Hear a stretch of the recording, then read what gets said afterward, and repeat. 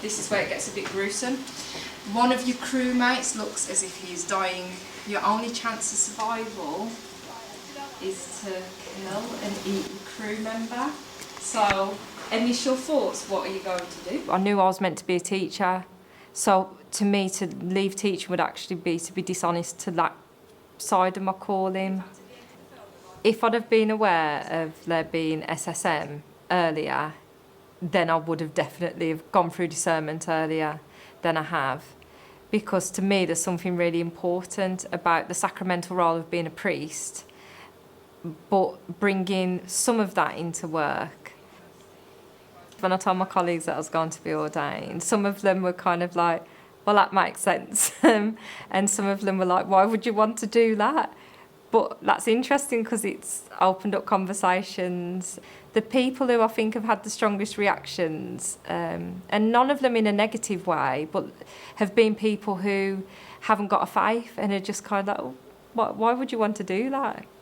How can you believe in God when everything is going on in the world like it is? You know, like I've been asked some really interesting questions.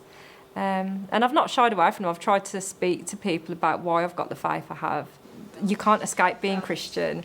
I think to think that you can just go and pray on a Sunday morning and that's it, that's not what it is to be Christian. It's about, I believe in Jesus as a Son of God. I believe in the way he lived and his ethics, and therefore I want to live that way too. So being in a career where I could care for children and show them compassion and a different type of love every day means a lot to me.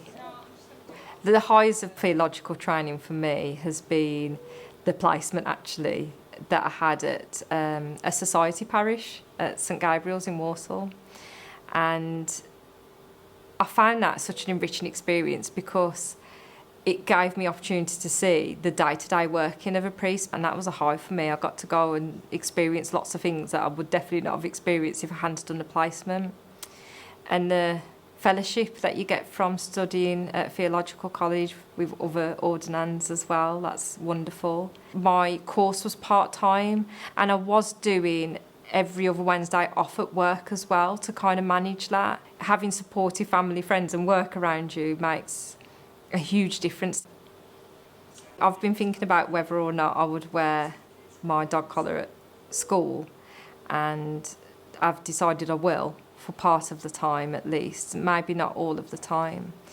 But the reason that I would is because actually I do think my ministry as a priest is as important as my teaching, and equally I think my teaching is as important as being a priest, because I do believe God's called me to do both. So for me, wearing the dog collar it's not about me, but when I'm wearing that, I'm going to be really conscious about the way I am acting and behaving. There's a real importance about having people that can do both things at the same time, because it's missional at the end of the day. And part of me can only think that, what would Jesus do? You know, Jesus was amongst the people where they were as well, and when you're at work, you're amongst the people where they are. And for me, with children as well, who are teenagers and inquisitive, so I may well ask questions. Like, there's been some little quirks come out of it, but everyone's been insanely positive.